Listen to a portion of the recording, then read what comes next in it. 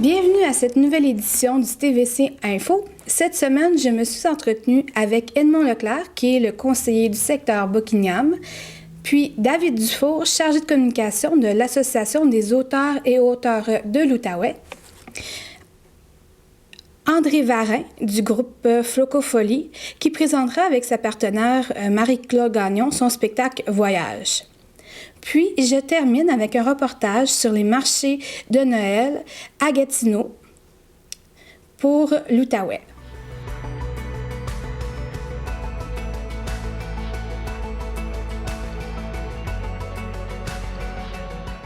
Bienvenue, M. Leclerc. Aujourd'hui, je vous ai invité pour faire un suivi par rapport aux feux de circulation à l'intersection de la rue McLaren et de l'avenue Buckingham, puisqu'elle occasionnait de fréquents embouteillages là, à cet endroit. Puis, je vais terminer l'entrevue aussi en abordant avec vous votre bilan de la dernière année, puisque ça va faire ça va faire 1 an depuis les dernières élections municipales. Donc, qu'est-ce qui a été fait par la ville de Gatineau pour diminuer les bouchons de circulation à cet endroit?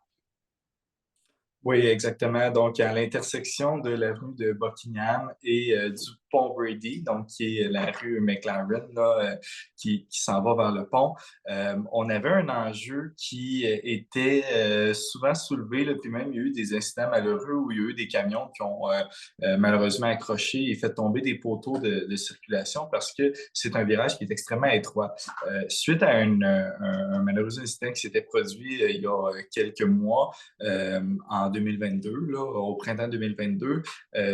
Heureusement, il n'y avait pas eu de blessés, mais c'est quand même un poteau qui est tombé. Puis c'est un risque que ça représente quand même pour les gens d'avoir des incidents comme ça. J'ai demandé à ce qu'on puisse revoir le marquage au sol de façon à ce que les véhicules qui circulent sur l'avenue de Buckingham en direction nord, lorsqu'ils souhaitent prendre le virage à gauche, soient plus reculés. De cette façon-là, en ayant un marquage avec un quadrillage, ça les interdit d'être trop avancés, puis ça laisse plus d'espace pour les poids lourds qui souhaitent, eux, effectuer une manœuvre pour virer sur l'avenue de Buckingham en provenant du pont.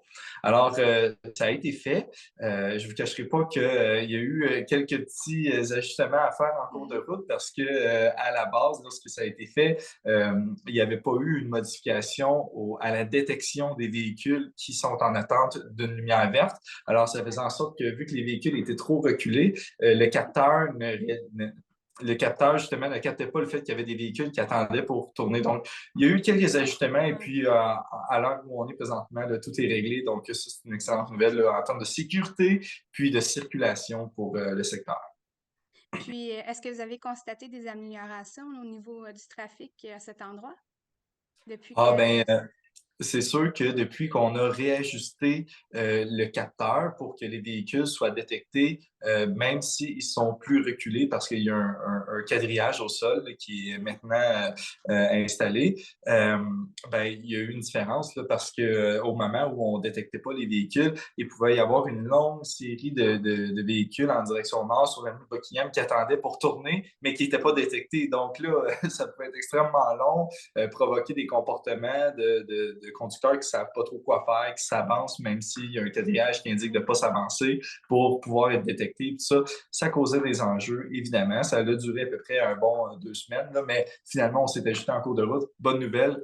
Donc là, à ce moment-là, effectivement, il y a moins de bouchons, d'embouteillages qui se créent là, sur la Buckingham, surtout sur les heures de pointe du retour au travail là, en OK. après-midi. Parfait. Donc, les citoyens vont maintenant, ça va être une intersection qui va être moins problématique pour eux. Effectivement. Euh, C'est oui. l'intersection qui est la plus utilisée là, de tout le secteur de Buckingham avec le pont Brady. Donc, c'était super Ouais. important là, qu'on s'y penche très rapidement. Puis, ben, est-ce que vous pouvez me parler un petit peu là, de votre bilan de la dernière année, là, puisque vous avez été élu conseiller du district de Buckingham l'année passée? Oui, tout à fait. Il y a eu beaucoup de chemins qui ont été faits. Premièrement, pour moi, c'était une entrée en politique municipale. Donc, j'ai appris à découvrir une machine administrative au niveau municipal qui est très, très grande et ça représente beaucoup de défis, notamment pour réaliser un programme électoral là, en 4 ans qui vont passer très, très Oui. vite. Donc, c'était très important pour moi de placer certains enjeux d'une façon prioritaire. Un des premiers éléments là, que je tiens à soulever, c'est que je m'étais engagé en campagne électorale à ce que le conseil municipal se positionne sur l'emplacement du prochain aréna, qui serait un complexe deux glaces dans le secteur de Buckingham-Masson-Angers. Dans ma vision, ce complexe-là irait sur le terrain de l'école secondaire Danse-Gamelin. Et en décembre 2021, donc c'était seulement la deuxième séance du conseil municipal à laquelle le nouveau conseil participait, on a adopté une résolution qui non seulement encourageait le centre de services scolaires Cœur des Vallées sur ce terrain-là à déposer une demande de financement pour de l'argent pour ce complexe d'aréna, mais en plus supportait le lieu qui était proposé et qui est offert par le centre de services pour un complexe de deux glaces qui est vraiment le terrain à l'arrière de l'école secondaire Armidas-Gamelin. Alors ça, c'est un positionnement qui est fort important pour moi. Je pense que c'est un premier pas. Et puis, la suite logique des choses a été ensuite par la Commission des loisirs, sports, développement communautaire, à laquelle je siège comme vice-président, d'adopter le plan d'intervention des infrastructures sportives et récréatives. Alors, c'est un plan très, très large, de grande envergure, qui vient établir tous les besoins en termes d'infrastructures sportives et récréatives pour les prochaines années dans la ville. Alors, on a un scénario là, d'à peu près là, 500 millions de dollars, c'est considérable. Et ce scénario-là viendrait répondre à essentiellement tous les besoins de la communauté. Ça a été un travail de longue haleine. Puis, avec ce plan-là, on voit à l'intérieur qu'il y a un volet qui comprend les surfaces glacées et qui comprend effectivement une infrastructure de deux glaces pour le secteur de Buckingham-Masson-Angers. Alors, on voit une suite logique, on voit que le dossier chemine. On voit également que le dossier chemine d'une façon assez prioritaire parce que dans le volet des infrastructures avec une surface glacée, c'est le premier projet là, en termes de priorité. Évidemment, il est important de spécifier qu'il y a également un projet qui évolue en parallèle, qui est un complexe de 4 glaces dans le secteur ouest, dans le secteur du plateau, mais ce projet-là n'est pas intégré au plan d'intervention des infrastructures sportives, donc il est traité en parallèle là, de ce programme-là. Mais c'est des choses qui avancent. Alors ça fait partie, là, entre autres, là, des gros chantiers là, de la dernière année en termes politiques. Je pourrais peut-être aussi glisser un petit mot côté infrastructure Bien routier. sûr, allez-y. Le dernier budget qui a été adopté par la Ville pour l'année 2022 incluait un montant supplémentaire de 26 millions pour du pavage sur un espace de 3 ans.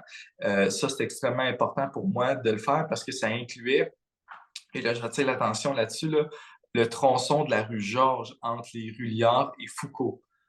On sait qu'on en a grandement besoin de la réflexion de ce tronçon-là de la rue Georges et également un autre tronçon qui est dans le secteur de Masson à ce moment-là, mais qui est quand même pour la rue Georges entre l'autoroute 50 et la route 148. Alors ça, ce sont vraiment des projets en investissement, en pavage qui vont être financés à cause du budget qu'on a adopté depuis mon arrivée en poste et c'est une grande fierté en termes d'accomplissement. Je vais certainement faire un suivi par rapport à ces projets au cours des prochains mois. Donc, ben, c'est tout pour moi. Merci beaucoup, Monsieur Leclerc, d'avoir accepté mon invitation. C'est un plaisir, puis n'hésitez pas s'il y a d'autres sujets. Merci beaucoup à vous.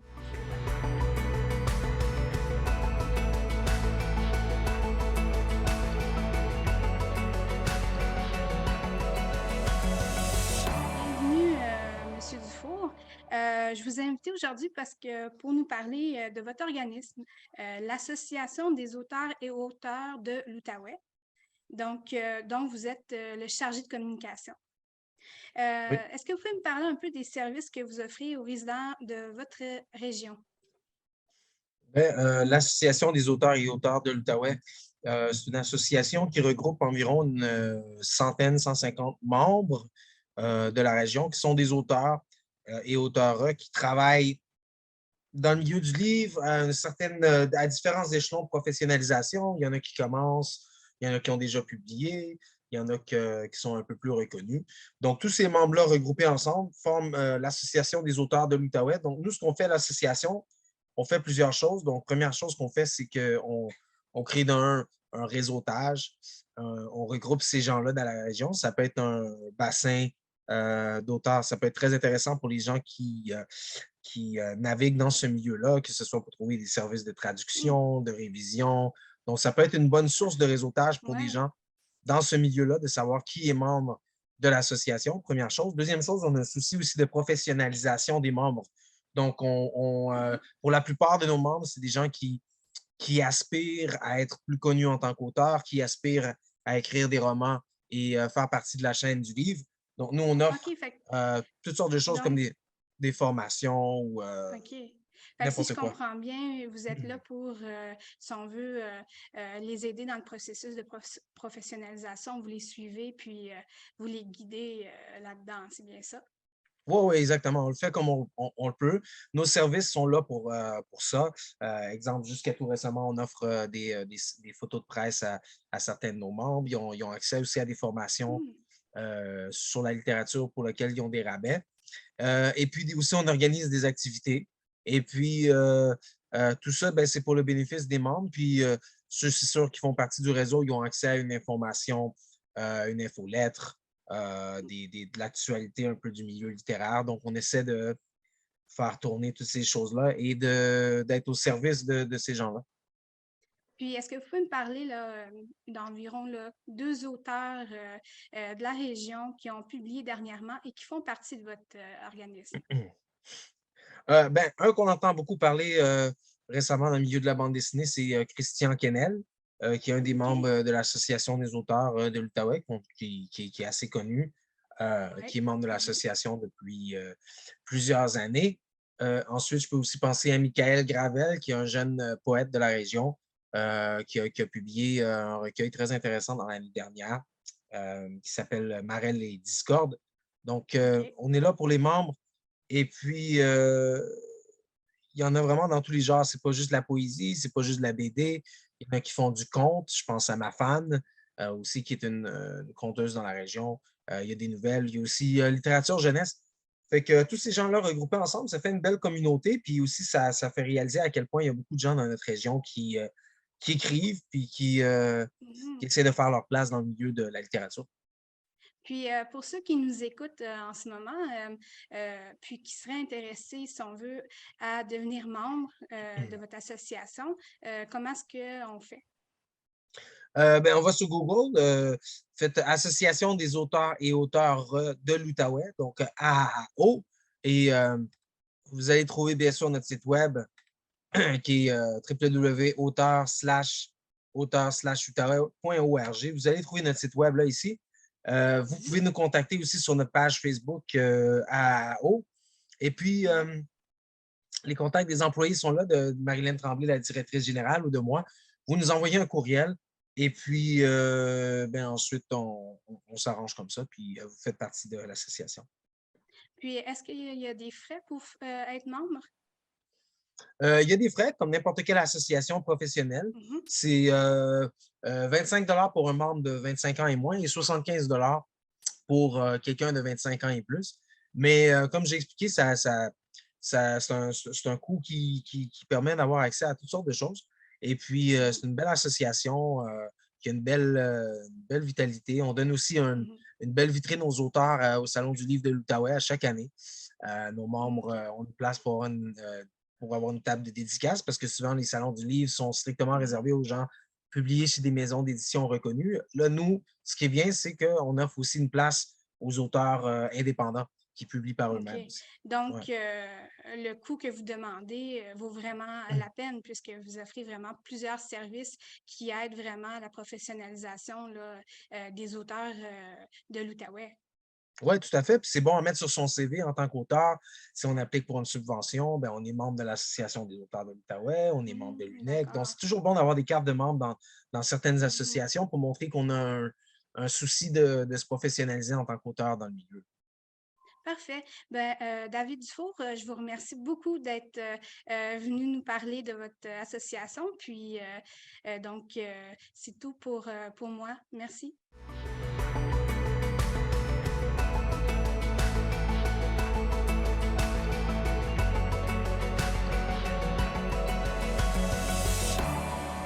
Bienvenue, Monsieur Varin.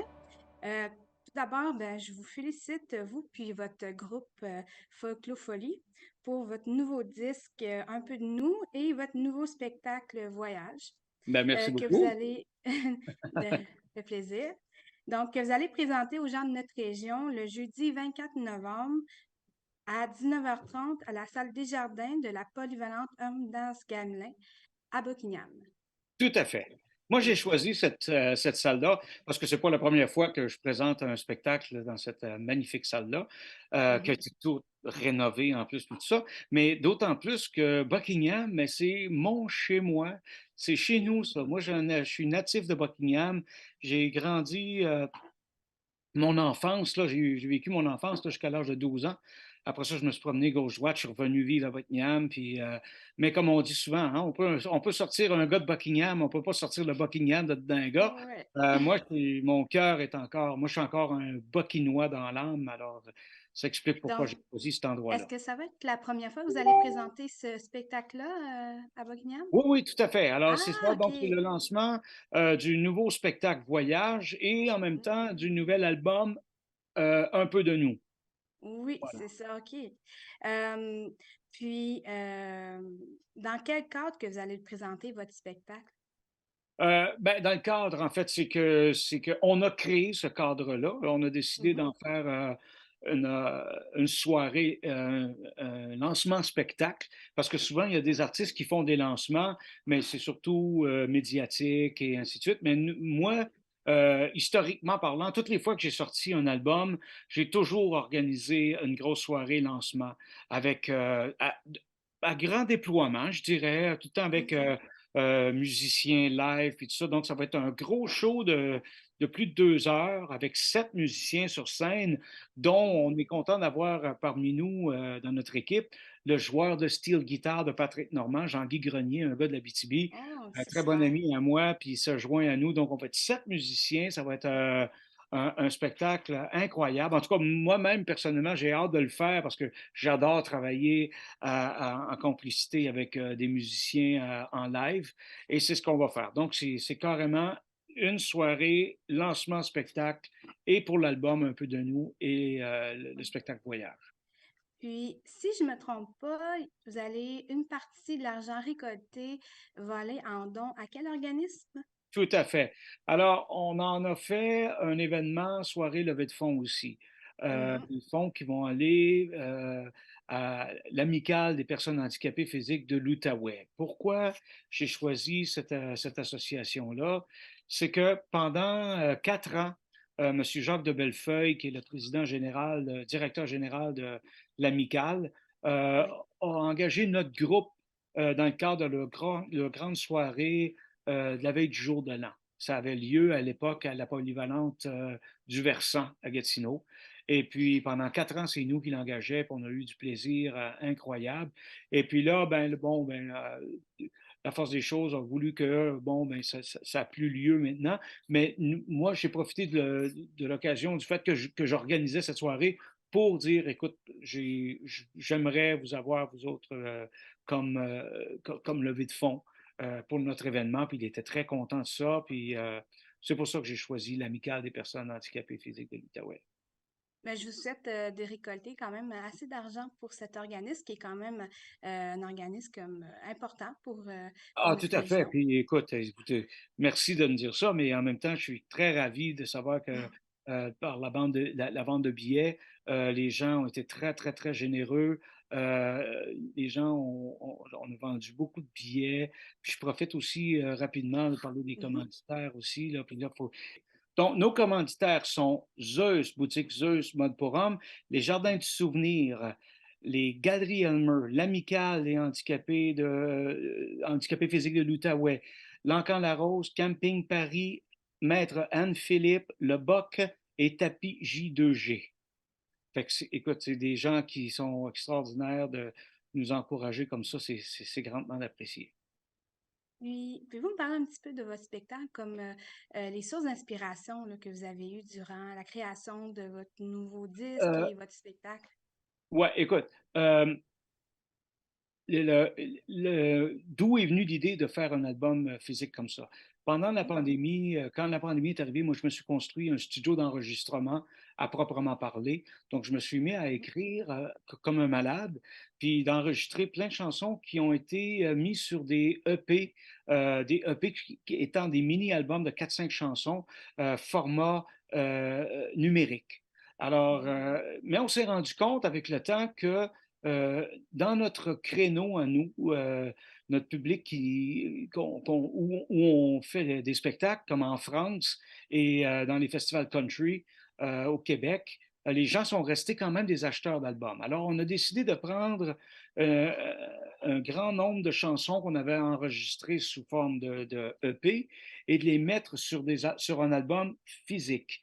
Et puis, c'est pour ça que là-dessus, on retrouve du folklophonie, André Varin, Marie-Claude Gagnon et André Varin solo, des chansons plus country, country folk. Et le côté folklophonie, ça va être plus dans les côtés trad, folklore, celtique aussi. Donc, ça va être très, très varié comme style, mais moi, j'aime ça comme ça. C'est super intéressant. Puis, est-ce qu'il vous reste encore des places, des billets pour Peu, votre spectacle? mais il y en a. Il y en a peu, mais il en reste. Alors, les gens OK. peuvent aller se procurer des billets en ligne avec la salle, Mhm. carrément, la salle des jardins. OK. Puis, on peut cliquer achat de billets, puis il en reste, justement. Ah, ben c'est super. Peu, mais il y en a. Félicitations. Mais merci Ouais, beaucoup. c'est une bonne nouvelle, ça. Il en reste un petit peu, mais euh, quand même, Oui, vous en non, avez ça s'est vendu très bien beaucoup. vendu. Mhm. Je suis vraiment content. Puis, vraiment, vraiment content. Fait que, voilà. C'est bientôt le temps des fêtes et les artisans de partout en Outaouais sont en plein préparatif pour vous présenter dans les marchés de Noël leurs créations.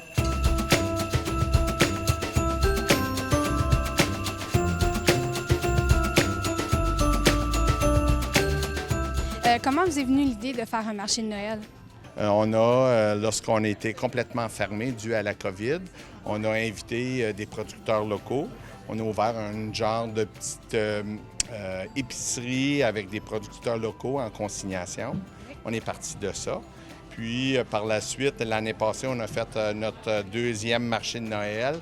On a invité des artisans, des producteurs. Et donc, on a eu 25 exposants. Cette année, on se retrouve à 51 exposants qui vont être avec nous pour vendredi, samedi et dimanche. Est-ce que vous pouvez nous parler un petit peu là, de vos produits, s'il vous plaît? Oui, définitivement. Domaine de l'Ange Gardien, premièrement, on est une érablière. Donc, on transforme l'érablière dans différents produits. Donc, on fait des confitures, des gelées, des beurres d'érable, des vinaigrettes, une panoplie de pâtisseries, tartes, tourtières, pâtés au saumon, de toutes sortes. Donc, en fait, on transforme l'érable. Est-ce que vous participez à d'autres marchés de Noël? Oui, définitivement. On participe au marché de Noël aux promenades de Gatineau avec la table agro. Encore, c'est une formule de 12 producteurs où on se regroupe ensemble aux promenades. Puis, on offre nos produits là, pour le temps des fêtes, emballage cadeau et tout ça. Mais c'est tous des producteurs locaux de l'Outaouais. Par la suite aussi, on a un marché de Noël à Elmer et on participe au marché de Noël du Musée canadien de l'histoire. OK. Puis le marché promenade, ça débute quand? Ça débute du 24 novembre jusqu'au 24 décembre. OK. Oui. Donc, c'est vraiment un marché de Noël. Oui, c'était vraiment un marché de Noël. OK. Ouais. Puis, est-ce que vous pouvez nous parler un petit peu là, des autres exposants qu'il y a ici aujourd'hui? Oui, aujourd'hui, on a plusieurs producteurs de la région. On a les Pas Pressés, on a Monsieur Limonade, on a aussi, c'est à peu près 50-50. Montpain de Val-des-Monts, Tout Baigne de Hall, les miels d'Anisa. Donc, c'est tous des producteurs locaux. Et les artisans, on a des peintres, des sculpteurs, des gens qui confectionnent des décorations de Noël, donc des bijoutiers. Donc, on a un petit peu de tout. Nous, on a différentes sortes de miel, différents formats également. Je fais les baumes à lèvres, on a du caramel à base de miel, des sirops à base de miel également. C'est à peu près ça. Là. J'ai quand même plusieurs variétés. J'ai le miel blanc, le miel de tilleul, le miel de bleuetière parce qu'on monte au lac Saint-Jean faire la pollinisation des bleuets. Puis on récolte le miel au retour. Vous avez les sirops framboises au bleuet, qui est vraiment le fruit et le miel, et le sirop aux épices. Puis, est-ce que vous pouvez m'expliquer un petit peu là, le procédé justement pour créer vos miels? C'est sûr que nous, on est à Notre-Dame-de-la-Salette, fait que nos ruches sont de l'Ange Gardien à Notre-Dame-de-la-Salette, sur la 309. On récolte le miel à début d'automne, fait que fin septembre, août, bien plus fin août, là. On récolte, puis après ça, c'est la fermeture des ruches, là. Mon conjoint vient de les rentrer dans un caveau en fin de semaine. Est-ce que vous participez à d'autres marchés de Noël dans la région? Oui, juste en fin de semaine. On est ici pour les 3 jours. Puis demain, je suis à l'école à Notre-Dame-de-la-Salette, l'école de la montagne. Et dimanche, je suis à l'école du Vallon à Gatineau. Puis après ça, la semaine prochaine, j'ai 2 autres endroits également. Mon entreprise s'appelle Création Gigi. Ça fait quand même plusieurs années que je fais de la couture, du tricot, du crochet. Puis j'ai également mon atelier chez moi. Je fais de la couture je fais de la couture beaucoup pour des réparations de vêtements, des retouches, et je fais de la création. Alors c'est ça qui m'occupe. Je suis à ma retraite et c'est ça qui m'occupe pas mal de mon temps. Mon plus beau temps de l'année, c'est l'automne, c'est cette période. Alors j'en profite pour aller à 3-4 bons salons, dont celui-ci est le 2e que je prends part et j'y tiens. C'est un salon sont très recevants et les gens qui viennent, c'est très intéressant. Alors, j'aime beaucoup. Puis, quels sont les autres marchés ou salons auxquels vous participez de Noël? J'aime beaucoup aller au salon. Ça fait plus que peut-être 8-10 ans que je fais le salon de la Guilde, marché de Noël de la Guilde des tisserandes de Gatineau. Je ne fais pas de tissage moi-même, mais je suis amie avec la Guilde. Et puis, ça fait plus de 10 ans que je vais à ce salon, qui était le week-end passé. Ici Zoé Dautigny-Charrette pour TVC Basse-Lièvre. Je suis au domaine de l'Ange Gardien, au marché de Noël. Vous pouvez nous contacter pour des suggestions de sujets aux coordonnées à votre écran. Je vous invite également à vous procurer votre carte de membre, ce qui nous permettra de continuer à vous informer.